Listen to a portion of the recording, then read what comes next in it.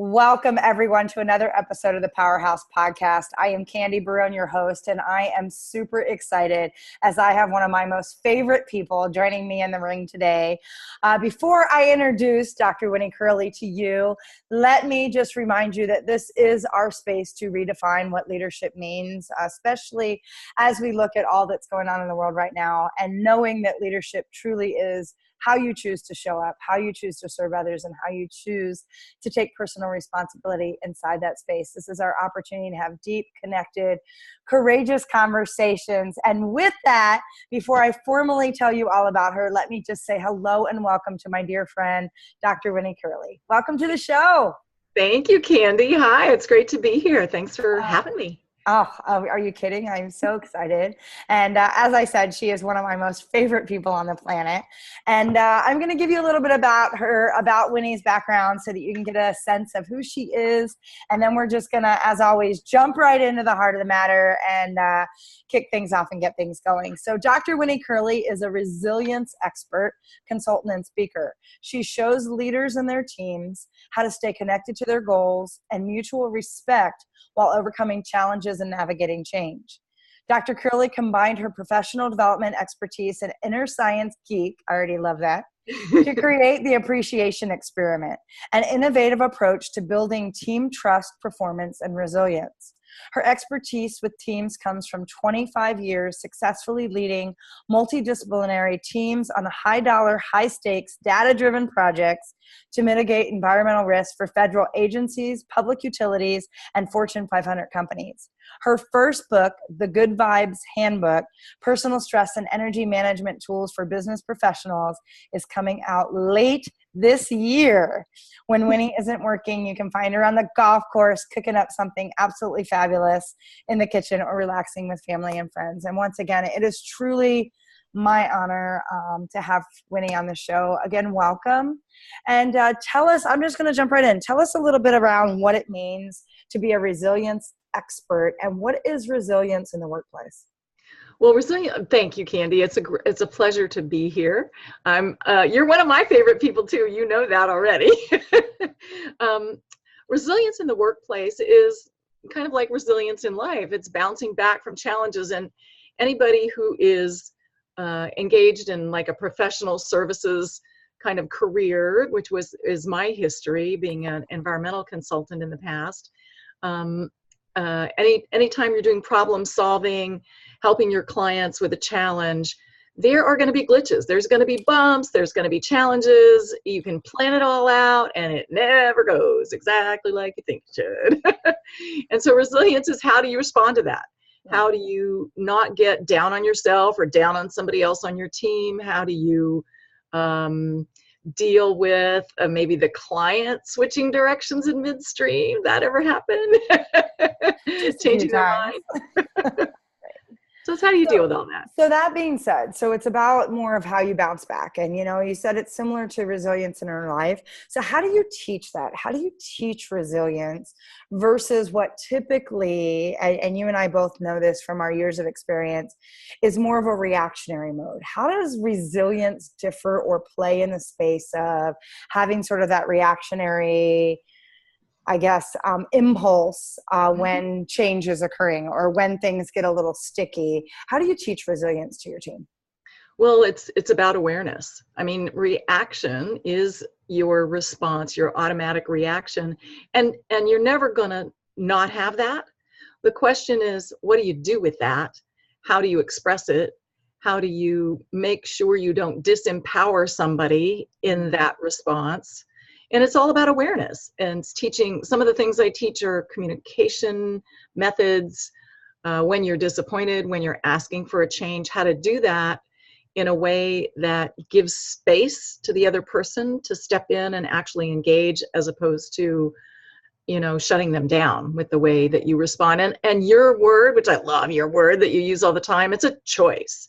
It's a choice to respond and not just to react.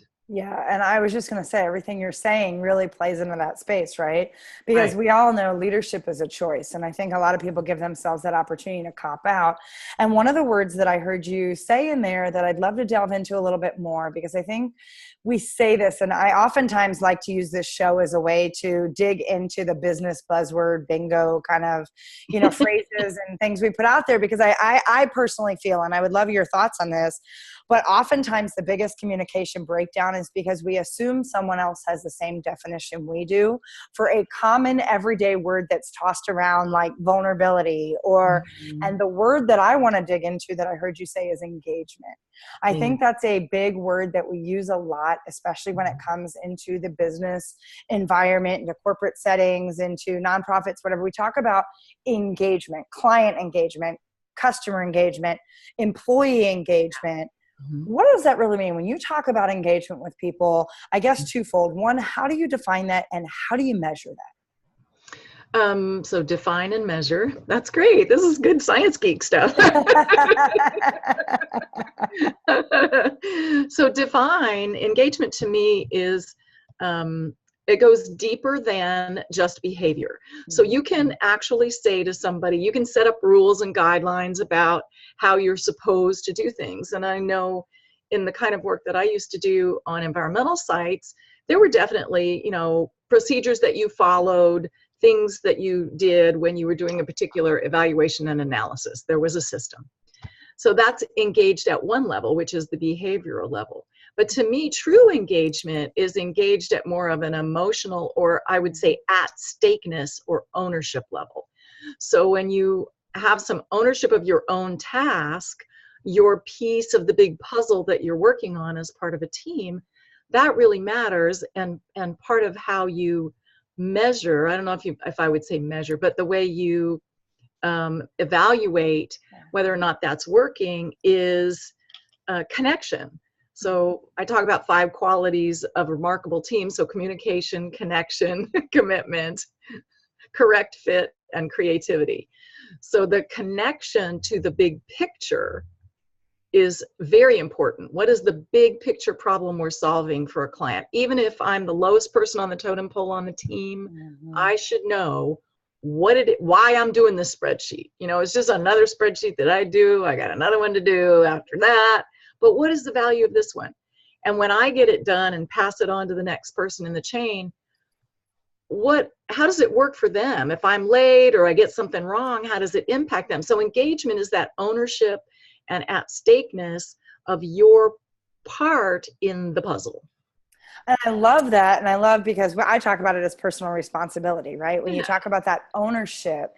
And I think that's the biggest opportunity for most people stepping into whatever their space is to leading. We dispel the myth that leadership is about titles and roles and responsibilities and stature and posture, and that leadership is simply standing in the gifts that are yours and understanding what you can do to show up in that space, serve others. And it's that space you're talking about, ownership or personal responsibility. And I think people are able to connect and communicate. And I love, first of all, I'm going to geek out for a minute, that you have the alliteration of the 5 C's as part of how you talk about teams, right? Because I think there's something to be said about when you can kind of get the alliteration going, or the acronyms, or something that people can connect to.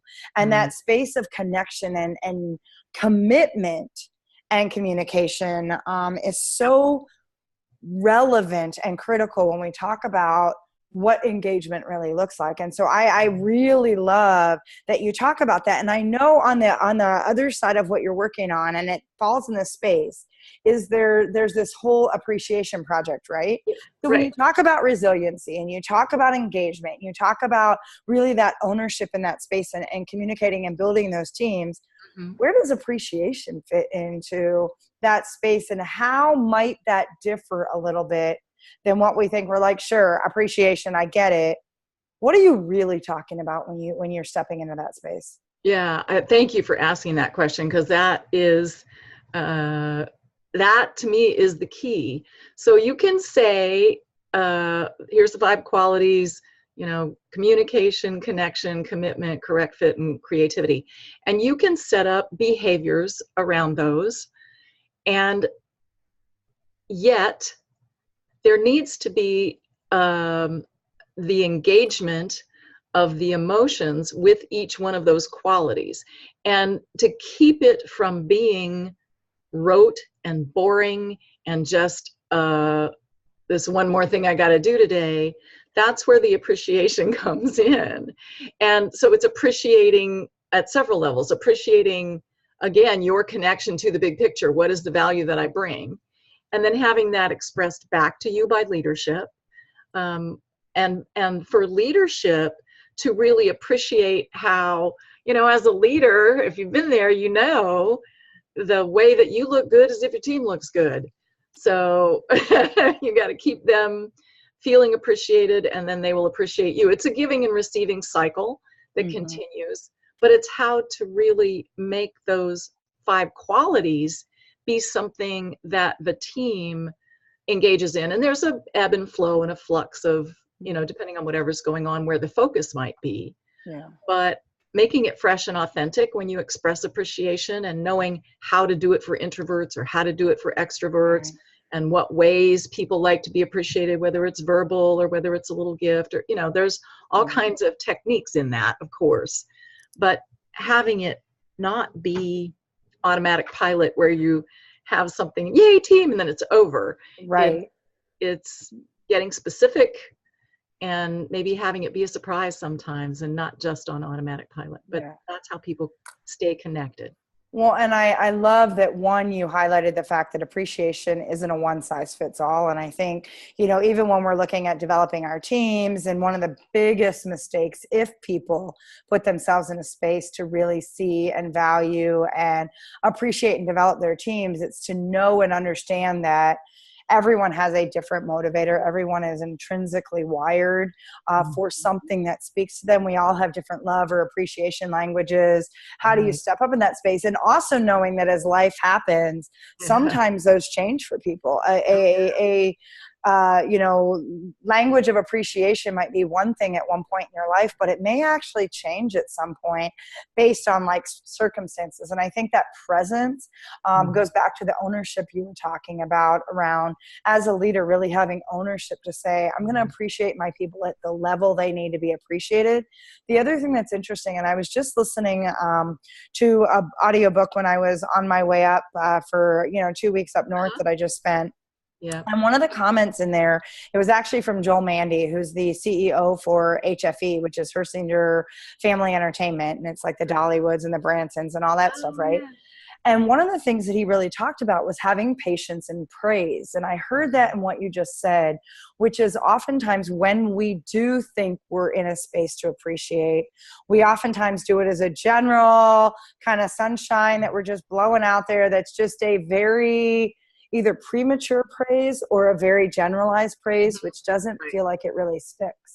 And so what I liked about what you just said was praising in a way that connects and matters to individuals, and having that patience to say, let's praise on something that's meaningful and show that appreciation in the space that really matters. And so I really love that you went there, because I think, and I would love, because you've got a lot of experience in this as well, I would gather that you see that as being a big opportunity. I like to say opportunity versus miss, but a big opportunity for most leaders out there to get a better understanding of what that really means. Absolutely. I think that taking that time, and it doesn't have to be as hard as it sounds. You can do what I do when I work with teams is do a survey, and I ask them questions that tell me what their preferences are. And it may be the first time they've ever even been asked that question. And so once you begin to have the conversation about what does appreciation look like and feel like to you, and make an awareness that the way it might be meaningful for me at work is not the same way that it might be meaningful for me at home with my husband. So, just even that awareness that it is really a difference.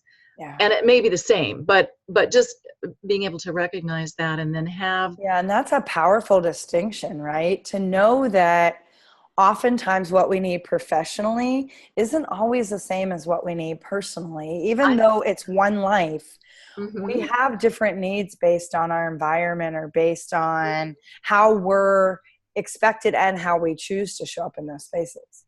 Well, one of the things that's really a challenge, I think, is when people really do relate to physical touch as a way of appreciation, a way of, feeling acknowledged. And, it's the age-old, ancient pat on the back that actually really has meaning to some people.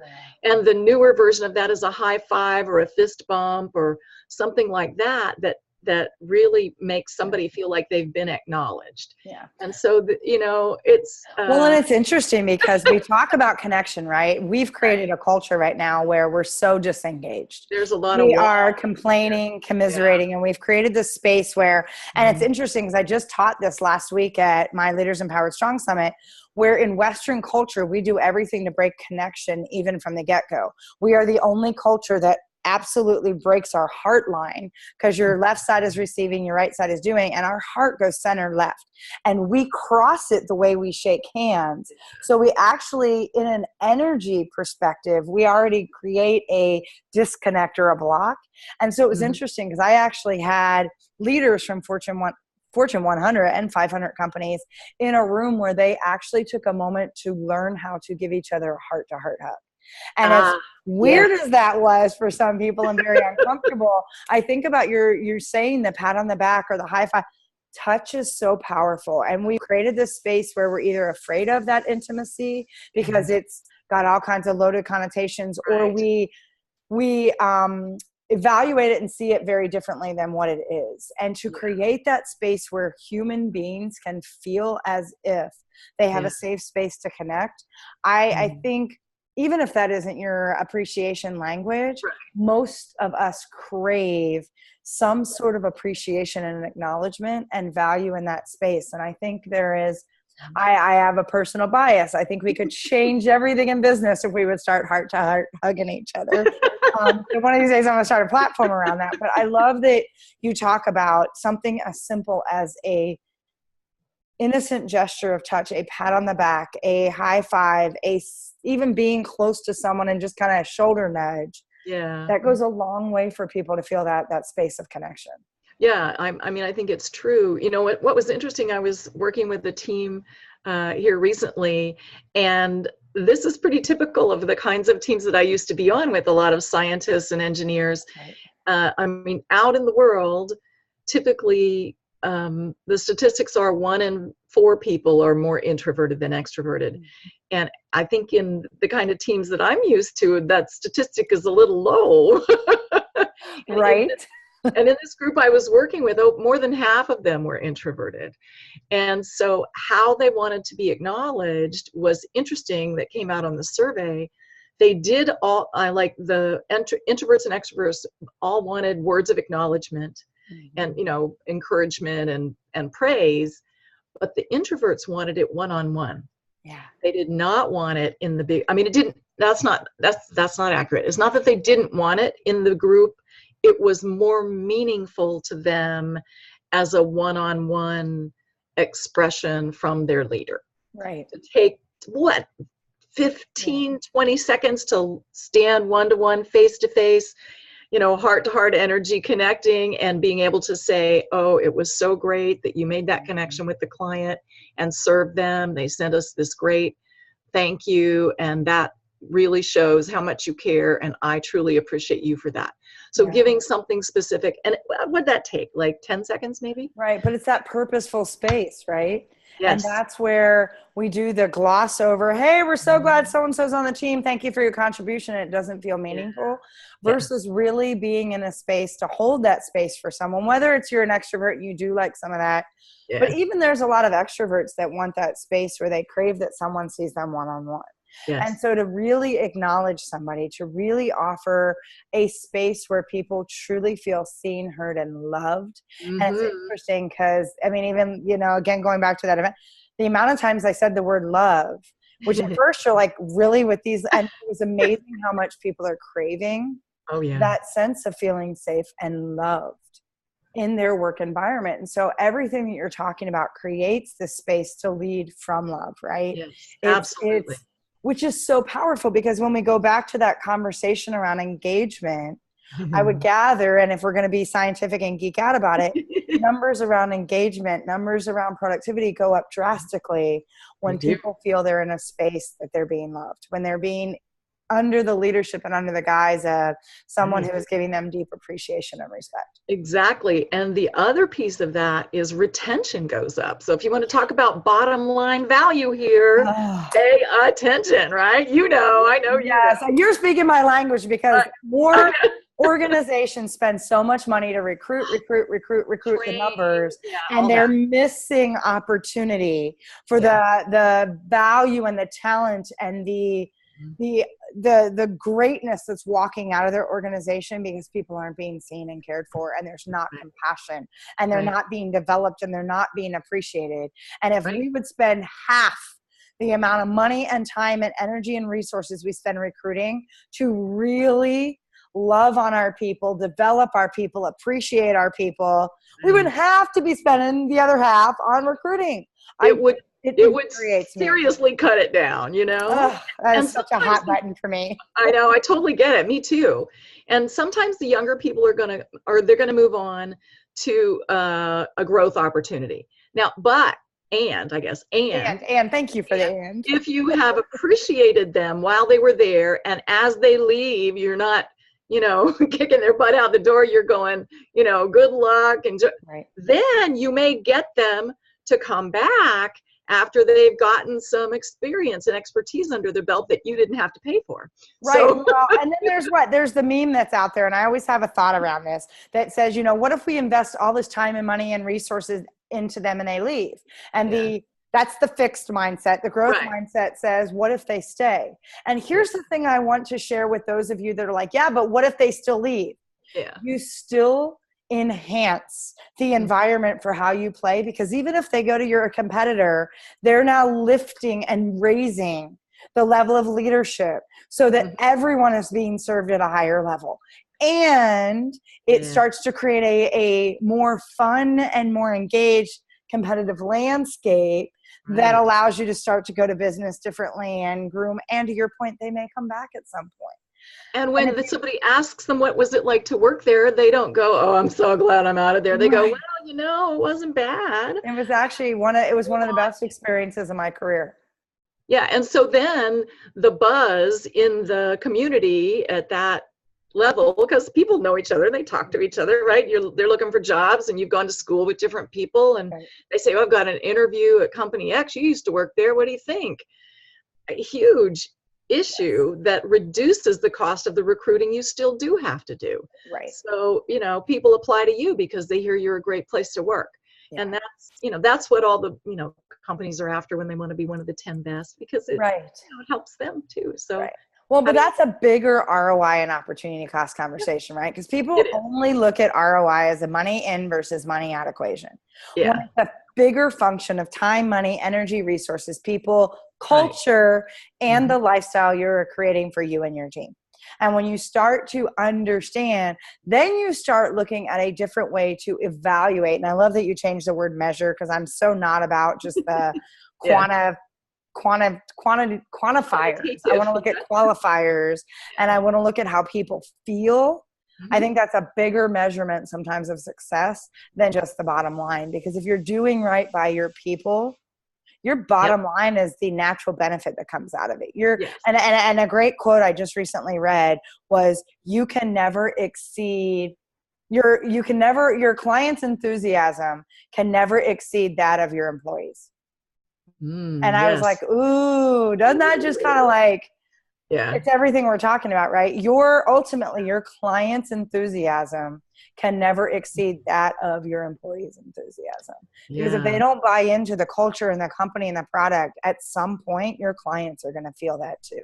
Oh, absolutely. Yeah. And it becomes just a bottom line, money in versus money out game, instead of what you're talking about, which is a much more connected, purposeful engagement and appreciation, which is, everything. And then as, things change and move and people need to be resilient, they have a culture and an environment that supports that.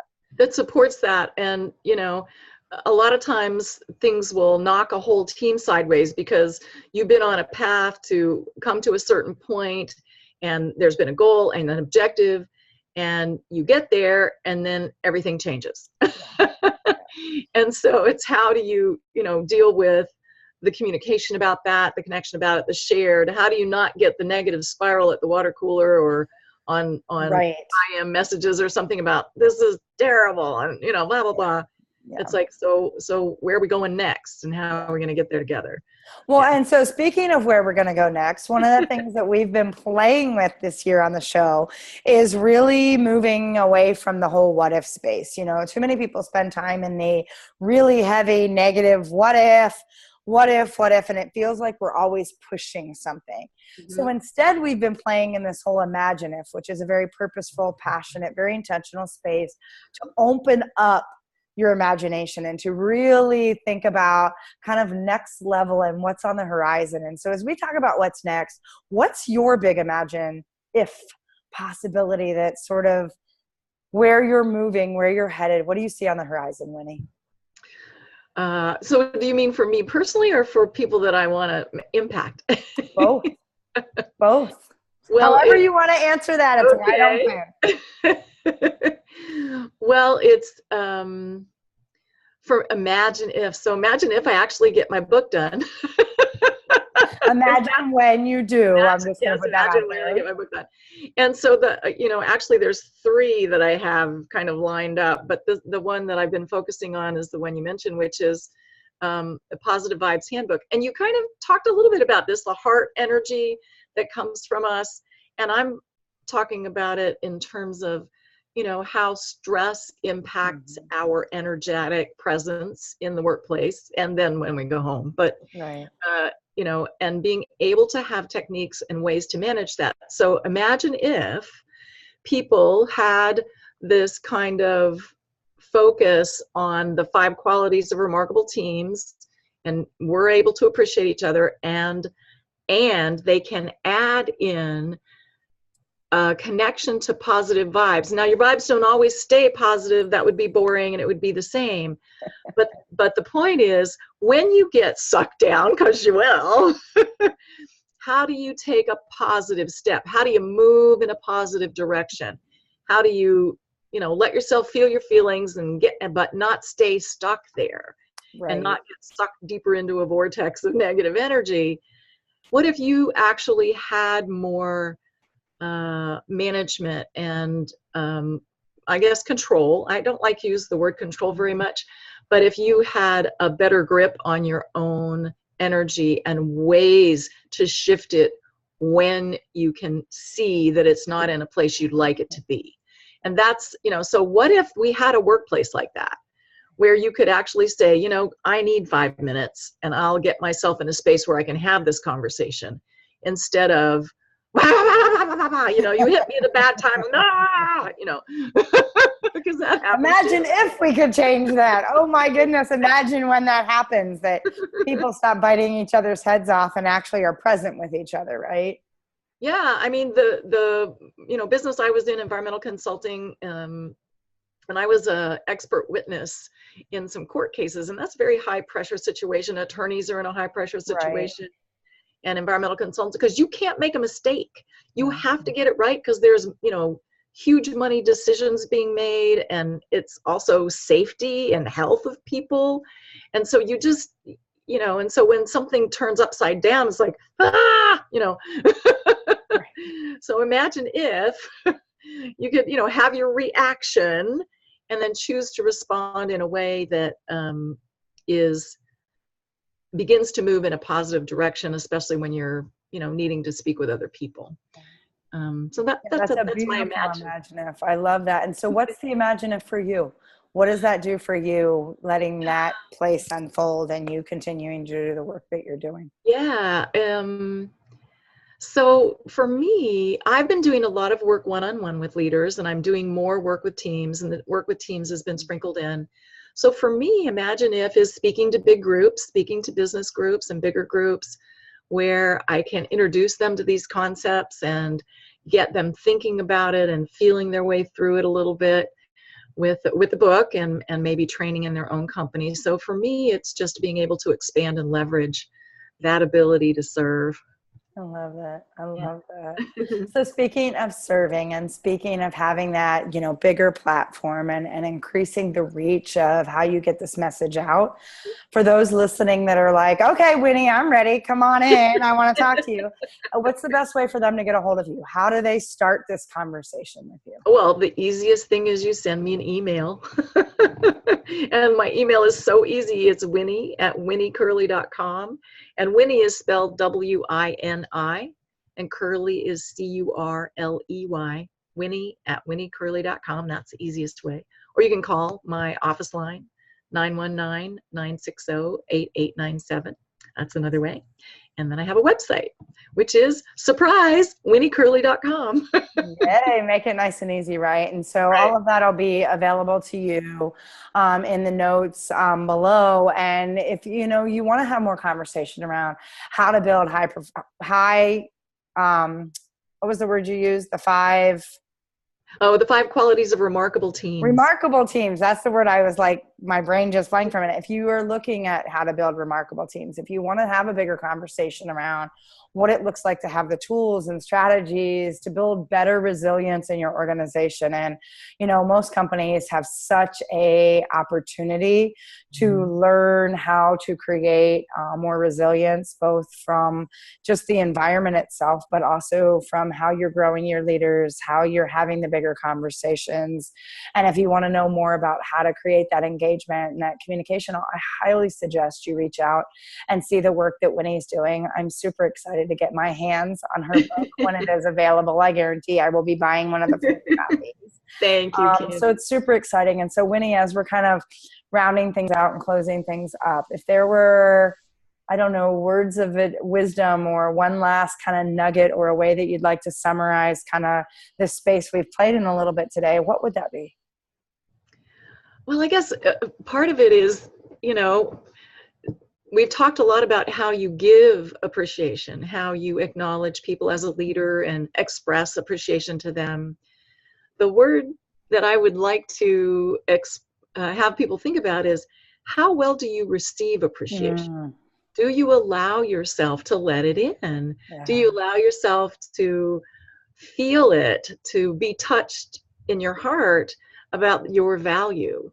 Because it's a dance. It's a dance of giving and receiving appreciation. And once you begin to open up more to receiving that love, that sense of appreciation, then it will be much easier for you to express your appreciation for others. And I say that from experience. Yes. And it's something that I definitely have worked on and learned in my life and my career. And so I'm sure that it is something you can learn and improve upon. Some people are naturally good compliment givers, but there's a lot of most people don't receive. Yeah, most people resist it. Right. Yeah.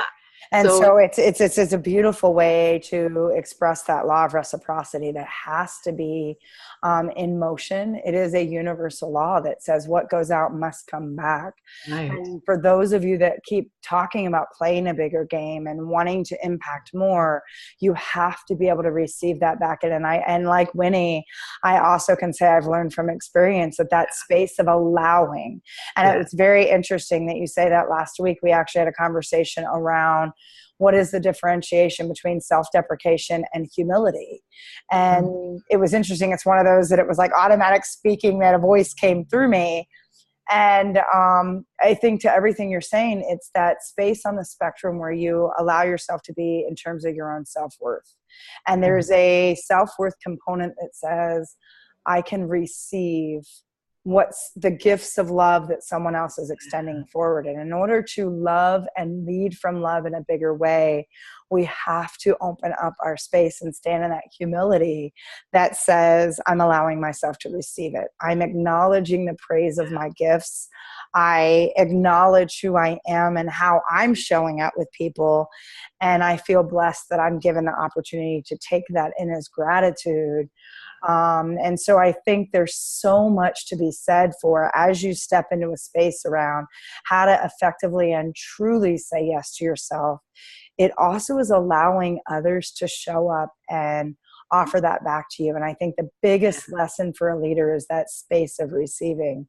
So I love that you put that out there. I love that that's sort of the way to bring this full circle is to talk about, are you opening yourself up to receive as much as you keep trying to put it out?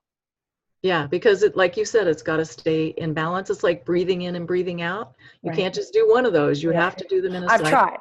I know, yeah. Hold your breath for a long time. You know how well that works. Breathe it in, right? Yeah, that's for another story, that situation. So, Wini, I just want to say my heartfelt thanks and gratitude for you being a guest on this show. You know I adore you for so many things, and you've been such a light in my life.